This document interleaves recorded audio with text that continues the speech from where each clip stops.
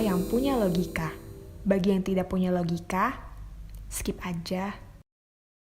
Saya baru saja dapat kabar, Atta Halilintar dan Aurel berbulan madu dengan pesawat pribadi.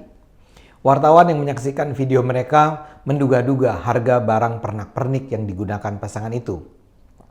Salah satu yang saya ingat, menurut wartawan, tas yang digunakan Aurel bermerek Hermes harganya 235 juta rupiah. Buat saya ini sih menggelikan. Mereka kan berbulan madu ke Bali, kok pakai pesawat pribadi? Memang kalian gak mau ya berada satu pesawat dengan orang biasa-biasa saja? Kepengen merasa istimewa ya sehingga harus terpisah dari orang kebanyakan. Dan apa pula sih keistimewaan tas itu sehingga harus berharga 235 juta rupiah? Maaf ya kalau saya nyinyir. Tapi apa yang dipertontonkan pasangan muda ini jelas-jelas memalukan dan bahkan menakutkan. Karena itulah saya misalnya beberapa waktu yang lalu bersama kawan-kawan Cokro TV mengkritik kehadiran Pak Jokowi dalam pernikahan Atta dan Aurel. Atta itu adalah perwakilan dari Crazy Rich Indonesian baru, orang kaya baru yang lazim mempertontonkan gaya hidup yang mewah tanpa peduli pada kondisi mayoritas rakyat Indonesia yang masih jauh dari sejahtera. Di kanal YouTube-nya, Atta dengan bangga menunjukkan bagaimana dia membelikan barang-barang mewah buat dirinya, buat keluarganya, dan buat Aurel.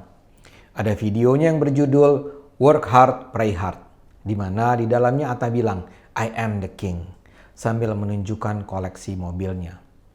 Tapi supaya fair, yang bergaya sombong ini bukan cuma Atta ya.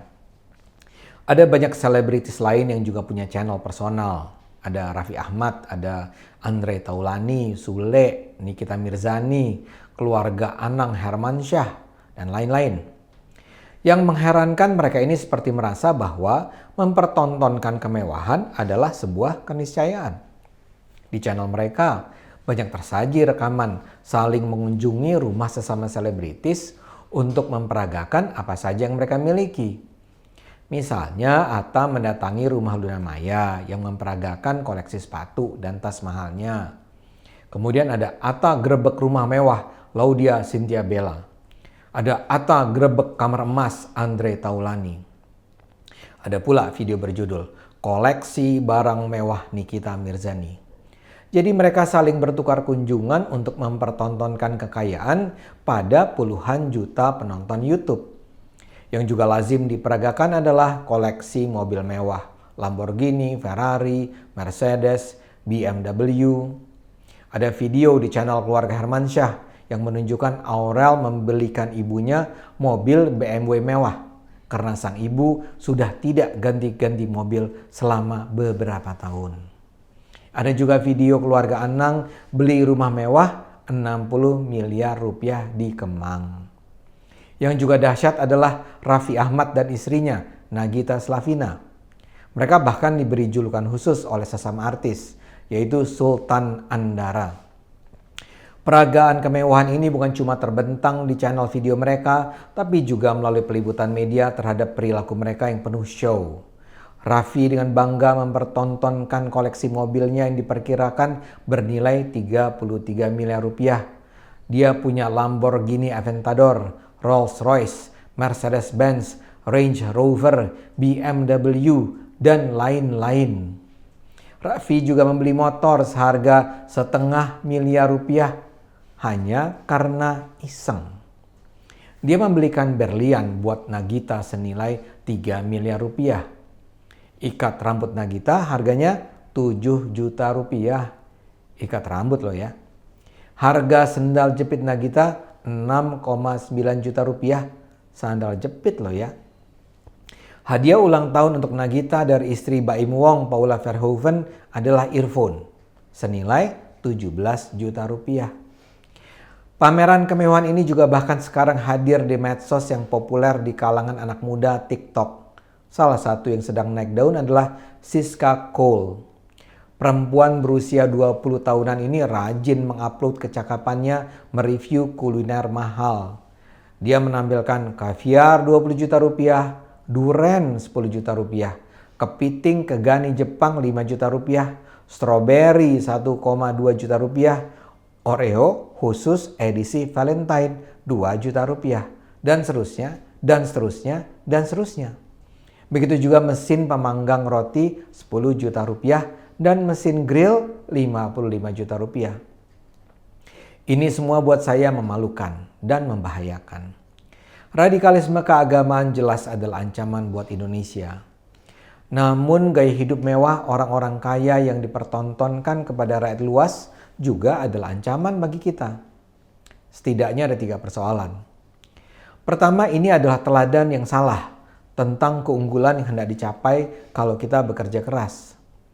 Atta dan kawan-kawan memberi contoh bahwa keberhasilan seseorang diukur berdasarkan barang-barang mewah yang dimiliki. Apalagi barang-barang yang dibeli Atta dan gerombolannya adalah barang-barang impor yang minim sekali manfaatnya bagi ekonomi bangsa. Kedua, ini adalah contoh yang salah tentang bagaimana sebaiknya Anda membelanjakan uang yang Anda peroleh setelah Anda bekerja keras. Kalau Anda berhasil, uang itu seharusnya tidak dihambur-hamburkan.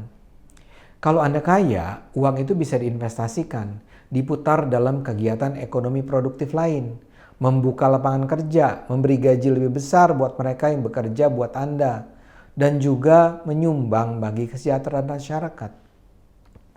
Indonesia mungkin terus tumbuh perekonomiannya. Kita mungkin dalam waktu beberapa tahun ke depan akan menjadi 1 dari 5 besar ekonomi dunia. Tapi jangan pernah lupa, jumlah orang miskin di Indonesia masih sangat banyak. Kalau ukuran yang dipakai adalah data BPS, jumlah orang miskin di Indonesia sekitar 10-12% dari total penduduk. Tapi itu sebenarnya agak menyesatkan, karena indikator kemiskinannya terlalu rendah. Menurut BPS, seseorang disebut miskin kalau penghasilannya di bawah 400-500 ribu rupiah per bulan. Ya itu sih rendah sekali. Tapi kalau kita misalnya naikkan menjadi 1 juta rupiah per bulan, mayoritas masyarakat Indonesia akan masuk dalam kategori miskin. Poin saya, ketimpangan kaya miskin Indonesia masih tinggi. Karena itu uang tidak boleh dihambur-hamburkan, melainkan harus digunakan dengan cara seproduktif mungkin agar bisa meningkatkan kesejahteraan mereka yang masih miskin. Dan alasan ketiga, ini adalah gaya hidup yang bisa menimbulkan kecemburuan dan kemarahan masyarakat. Dalam ilmu sosial dikatakan, mereka yang datang dari kelompok ekonomi lemah menjadi frustrasi bukan karena kemiskinan mereka. Yang bikin orang frustrasi, depresi, marah adalah kalau saat mereka miskin, padahal sudah bekerja keras, mereka melihat ada segelintir orang lain yang terlihat sangat mudah memperoleh kekayaan dan kemudian menghambur-hamburkannya di depan mata mereka. Pameran kemewahan menjadi berbahaya karena ini akan menimbulkan rasa marah yang terpendam yang pada titik tertentu bisa disalurkan dalam ledakan penyerangan kepada orang-orang kaya. Mereka merasa hidup dalam sistem yang tidak adil dan penyebab ketidakadilan ini adalah orang-orang kaya. Karena itu orang kaya akan menjadi sasaran kebencian dan kemarahan mereka. Itulah yang terjadi dalam revolusi sosial politik di banyak tempat. Bagi mereka yang percaya pada gagasan asli Bapak Komunisme Karl Marx, penyebab kemiskinan adalah perilaku kaum borjuis. Karena itu misalnya dalam revolusi komunis di Rusia atau di Kamboja, kaum borjuis dibunuhi semata-mata karena mereka adalah kaum kaya. Kita di Indonesia harus selalu ingat dengan ancaman itu. Jangan pamer kemewahan, karena pameran kemewahan itu menyakitkan hati. Semua agama mengingatkan ancaman itu. Dalam Al-Quran misalnya ada surat At-Takatsur ayat 102 yang mengingatkan bahwa bermegah-megahan akan membawa manusia ke dalam neraka jahanam. Begitu juga dalam Injil ada peringatan bahwa peluang unta untuk masuk dalam lubang jarum yang kecil itu masih lebih besar daripada peluang orang kaya masuk surga. Tentu saja ini semua tidak harus diartikan sebagai janji Tuhan bahwa orang kaya akan masuk neraka. Menjadi kaya tentu saja bukan sesuatu yang terlarang. Kemajuan ekonomi dan kesejahteraan masyarakat justru sangat bergantung pada kehadiran orang-orang kaya. Tapi yang diperlukan adalah orang-orang kaya yang tidak tumbuh sendirian, yang berbagi dan peduli pada kaum miskin. Karena itu, kalau saya boleh memberi masukan pada Atta, pada Aurel, pada Raffi, Nagita, Nikita, Andre, Sule, Luna, Siska, hentikanlah pameran kemewahan ini. Pedulilah pada bangsa. Gunakanlah akal sehat. Karena hanya kalau kita semua gunakan akal sehat, negara ini akan selamat.